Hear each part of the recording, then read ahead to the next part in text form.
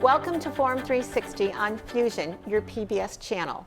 This is Leslie Ungar, your host today.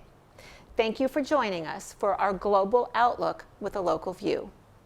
We talk about the rich tapestry of Northeast Ohio. It's rich because of the people. One of those people who bring a richness to our area is our guest today, Andre Thornton. Our guest is known as much for his personal life off the field as he is known for being a Cleveland Indian. That in itself is an interesting phenomenon since he remains one of Cleveland's best athletes ever. His athletic ability was confirmed in his nickname Thunder, as well as when he was named one of the top 100 greatest Indians in franchise history. Think about all of the colorful characters he has met along his professional baseball journey. Maybe he will share some of them with us today. Welcome, Andre Thornton, to Forum 360. Well, Leslie, thank you. Good to be here with you. Thank you. I'm going to start chronologically, okay? So we think of the 50s as immortalized in Happy Days. Do you remember much from the decade? Were they really like the Happy Days that we saw on television? Well, I don't know if they were like Happy Days that we remember on television, but they were enjoyable days for me. I grew up... Now, did you grow up in the South or in Philadelphia area? I was born in Tuskegee, Alabama, which is a famous city with a lot of famous history tied to it. But I grew up in southeastern Pennsylvania, right in the Valley Forge, Philadelphia area, a small town called Phoenixville, Pennsylvania. I used to go to Devon, Pennsylvania for a horse show. Devon is very close to Phoenixville, of course, right there on the main line outside of Philadelphia. Went to school there, played all my sports there, and it just happened to be a small town that was very sports oriented.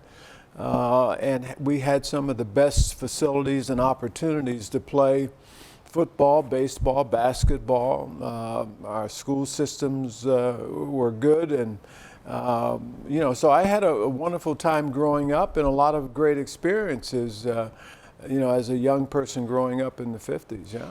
Now, were you always good at sports? Well, I always enjoyed sports. I guess it would matter who you talk to find out whether they thought I was any good. Now, were you good at all sports? Or does your specific skill set, was that just better at one sport than another? Or could you pick up any helmet or any ball? Were you good at any sports? Well, one of the enjoyments that I can remember growing up in Phoenixville was the fact that I had the ability to play all the sports at that time, the three major sports, basketball, baseball, and football. When I was 11 years of age, I played in a Biddy Basketball World Championship, which took us to Anderson, Indiana, Gary, Indiana, and we played against some of the best teams from all over the country. So at that age, at 11 years of age, I was competing against the best athletes in basketball at that particular time. And a number of those players went on to play in the National Basketball Association. At 15 years of age, I played in the Babe Ruth World Series, which is some of the best athletes in baseball at 15 years of age. And so we had athletes, again, from all over the country playing in that World Series round robin. Now, you're playing in the 60s, 50s, 60s? That would have been, late 50s, early 60s. Yeah. Mm-hmm. Now, did your athletic ability transcend discrimination? No. When you talk about going to Gary, Indiana, I think of, well, Gary wasn't so bad because there's a lot of African Americans in Gary, but of course, that wasn't the time that we experienced as overtly as some other places. But during my career, when I played in the Babe Ruth World Series, on our way up to that, and this story is well documented. I think you could find it somewhere on the internet, where our manager talked about the fact that we weren't allowed to stay in the homes, as most of the players were who came to the tournament, that they had to figure out how they were going to house us. And I forget all of the story, but our manager said if we're not together, then, or if we can't do that, then, we will stay all together as opposed to being, not allowed to stay there. So they figured that out some way. I forget, but at that age, you're not thinking about it as much, or it doesn't impact you as much. But yeah, we had some encounters, as you normally would do in that period of time. Now, when did either you pick baseball, or when did baseball pick you? When did you begin to kind of focus on one sport rather than playing the three sports that you mentioned or more? Okay. And so many kids think they're going to be professional players, and statistically it's a very, very small number that actually play professional. So when did you start thinking you could, and when did it seem to be more than just a dream? Well, I was approached by a scout while we were playing in this Babe Ruth championships, and during that period. At like what, 15, 16? At that time I was 14. It was 14. the year before we went to the National World Series. And a scout said that, they were going to keep an eye on me and potentially sign me. But that doesn't mean anything to a 14-year-old kid. Yeah, that's nice. But I never had any thoughts about being a professional athlete until actually I got to the point where I almost signed professionally. And I signed at 17 years of age. And the Philadelphia Phillies, who I signed with initially, paid for my college. They paid for me they got me into the Pennsylvania National Guard. Of course, the Vietnam War was a big deal at that particular point. So I signed as a free agent at 17 years of age. And from then I went to the National Guard training in Fort Dix, New Jersey. Went to spring training when the season was over, went to school, and for the next 6 years that was the process. Well, now, let me ask you, were you an exception, and were there other players that were going to school in the off season? We don't hear about that. Were you more the exception? I think there are a number of players that, you either come out, they either go to college and come out early, and some continue their education, or like at that time when I signed, it was teams were looking more because there weren't as many college programs that were producing the amount of players that potentially could be pro athletes, and you didn't have the huge scouting apparatus that you have now in Latin American countries.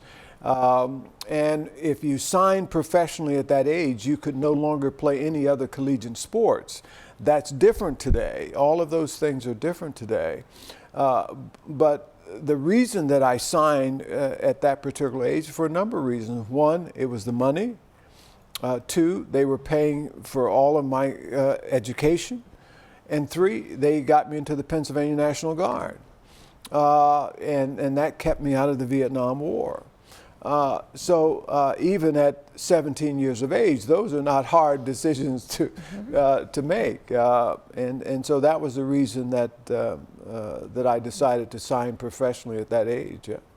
Now, you've gone on to do a lot more than sports, but I want to ask you a couple questions about sports. 14 years is a long time to play professional baseball, statistically. The average career length is 5.6 years. So what do you attribute your success to? And then how does that, if you were talking to 17-year-olds today, what advice would you give them on having a longer than a 5.6-year career? Well, first of all, I'm very thankful that I was blessed with the ability to play that long, and the circumstances that helped to create the longevity in my career. But I was never one that was totally consumed with, oh, this is what I have to do, and I'm going to play professional sports. I was fortunate enough to get chosen to play. And as I came into professional sports, I was mentored by some pretty good athletes over the way, as well as people. Any names we would recognize? Well, I've played, that length of time you played against and with some outstanding players. I played, my goodness, Mike Schmidt, who's from Ohio. Mike was a Hall of Fame player coming out of Ohio University. I played against Steve Carlton. I played with and against Hank Aaron. I played against Willie Mays, Bob Gibson, Tom Seaver. I can go on and on over a length of time. Billy Williams, I was a teammate of him. He's a Hall of Famer. Ferguson Jenkins, a Hall of Famer, another teammate. So I played with and against some outstanding players throughout my career, and was fortunate to be able to do that, and that happens over 14 years. But I was fortunate, from that standpoint. I wasn't the most talented player in the world. I was a good player, but clearly there were players more talented than I was, as well as some a lot less. But I was mentored to understand what I had to do to stay in professional sports, working hard, keeping yourself in shape, understanding what the roles are that you have to prepare yourself to play, being traded to the right teams that needed your services, as opposed to teams that you may have been a surplus on, and that type of thing. And but I think it comes down to, for me, it was just understanding what my role, how you treat people, how you prepare to do your job, being hardworking, being diligent about your profession. All of those things is what people see.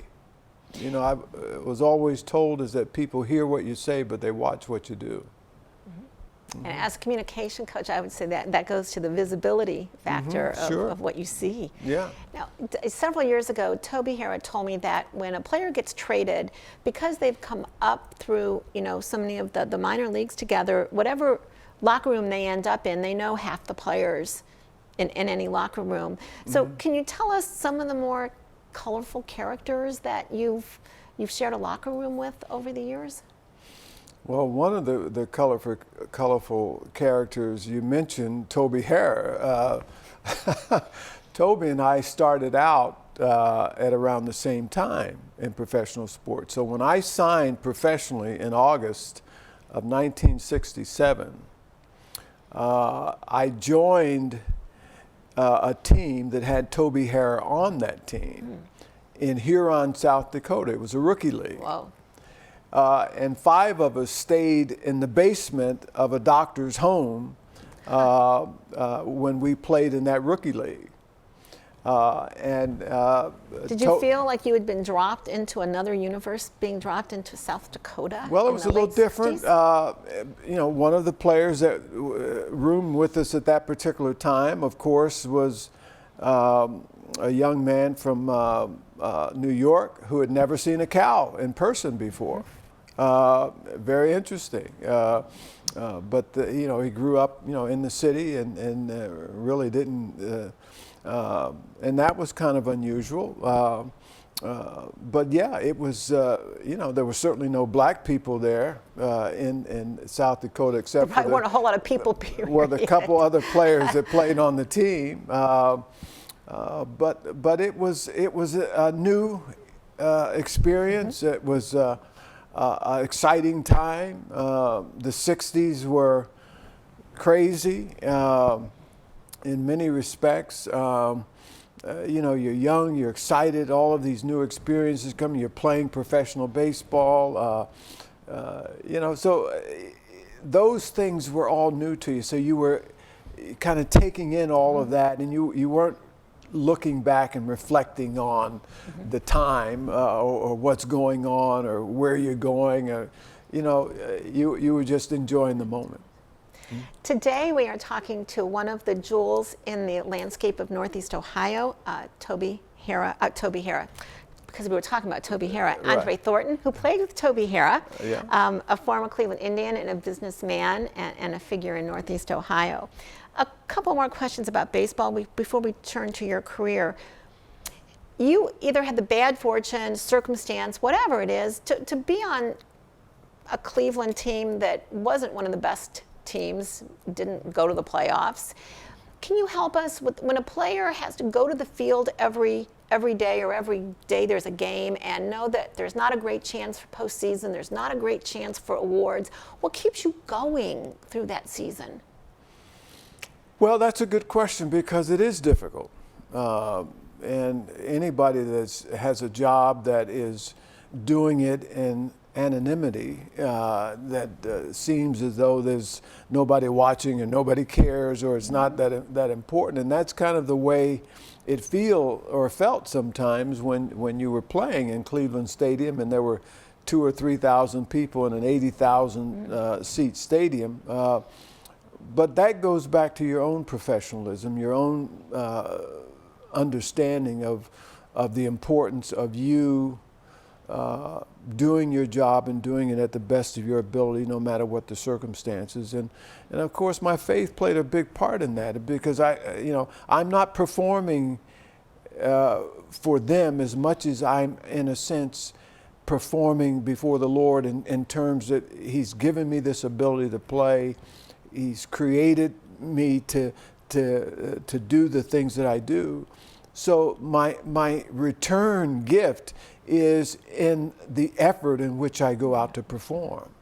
I didn't look at it as, well, there's nobody in the stadium today, so therefore I don't feel like playing. No, that was not the way I looked at it. I still represented the Lord in everything I do, in the way I played and performed and carried myself. All of those things reflect on what I believe and what determines how I live. Now, there's been a lot of talk today about teams having their own psychologists or teams of psychologists to help players with anger, with aggression, with depression. In your day, what did players do when they struggled emotionally in some way, whether it was with a tough season, a slump, a disappointment? What did players do? I don't imagine they had teams of psychologists on staff. No, they didn't. But you had other players. You had, other support apparatus around you, whether they were players or friends or associates or whatever they might be. Many times they were the ones that you turned to, and those players that didn't have those support groups around them sometimes struggled more than others, but you still see that today. Mm-hmm. The NBA, the Major League Baseball and professional basketball, they all have all of these support mechanisms around players today. Some of them take advantage of them, some of them don't. So you're still seeing people falling through the cracks, whether you have a full house of psychologists there or whether you have none. Mm-hmm. And so in those days, it's just like when we go back 40 years or 50 years or whatever and say, well, how did you make it then? Well, you found ways to survive. You found your own support system. Opportunities, or they happen to find you. But you may not have had as many, but they were there. Yeah. You've talked about faith today, and you've mentioned support. We go back to the 70s, and you had a family tragedy.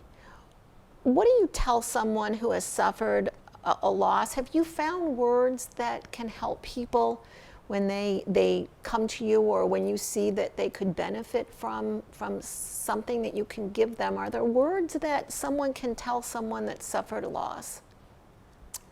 Yes, there clearly are words, and you.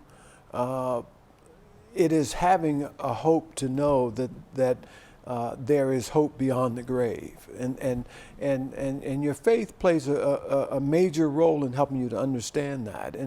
And as a Christian, we find that out through Scripture. You're encouraged through being able to read Scripture and know that there are answers to some of these questions that you can't quite get a grasp on. And sometimes it's just listening to people, just being there to listen to what they have to say and to say, yeah, I understand. I've been there. I know that it's difficult. I know that there are no easy ways, and there's no words that I can tell you today that automatically are going to make you feel any better. Is it true that does time really heal? Does it help? Time doesn't heal. What time does is, in a sense, diffuse. But your healing comes from the hope that you have. I mean, if you lost someone, if you have gone through that sort of tearing, time doesn't change that. It elongates it, but it doesn't change it. But hope does change it. Okay, because I can't tell you why these things happen, but I do have a hope that there is a God who controls all of it, and that's where Scripture plays a major role, because if I believe that God created all of this, and He controls all of this, that even though I don't understand it all, I know one day I will. And that's the hope that we have. And that's a hope that is provided within the confines of the Bible itself. And that's where our hope is, yeah.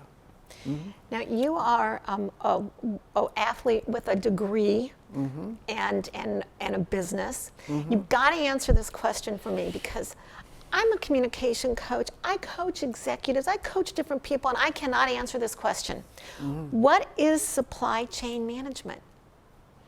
Okay, that's a good question for a person that may not understand the fact that everything within the context of what we use, we buy, we eat, we wear, is coming from somewhere.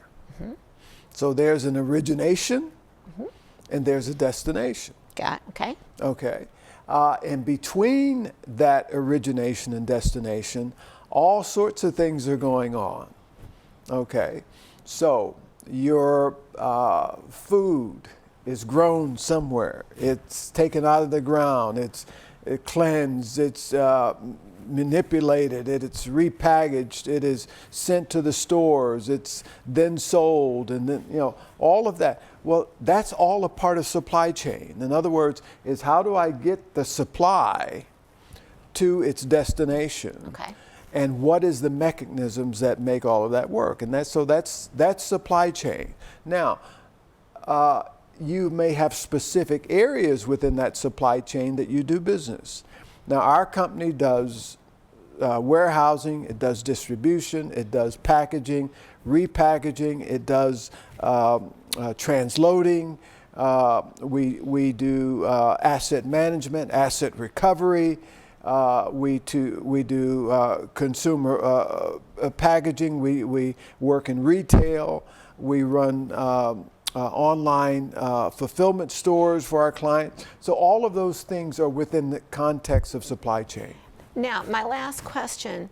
I read on your website, you've got clients like Walmart, like Amazon. So why does someone like Walmart or Amazon, why do they come to this company in Akron, Ohio, to use?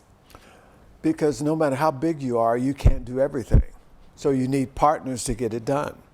All right, so we are a third-party logistics operator. That's what we do.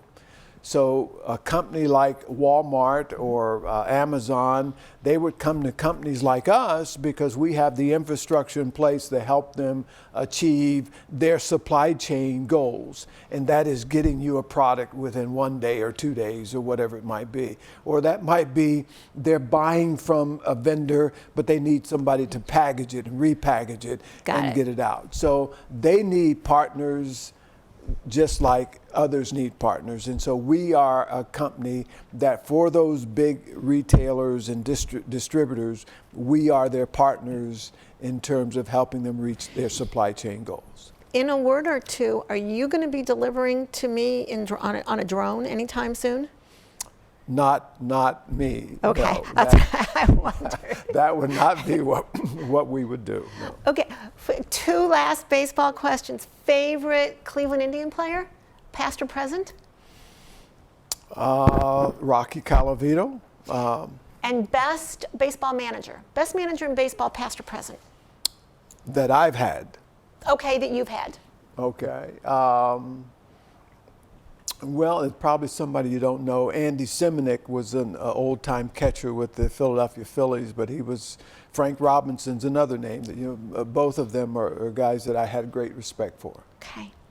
26% of high school athletes want to play professional sports, but less than 2% of college NCAA athletes actually do. Today we had the honor and the privilege of having Andre Thornton, who played 14 years of professional baseball and now is a jewel in Northeast Ohio. Thank you for joining us on Forum 360. I'm Leslie Ungar with your local view. Forum 360 is brought to you by John S. and James L. Knight Foundation, the Akron Community Foundation, Hudson Community Television, the Rubber City Radio Group, Shaw Jewish Community Center of Akron, Blue Green, Electric Impulse Communications, and Forum 360 supporters.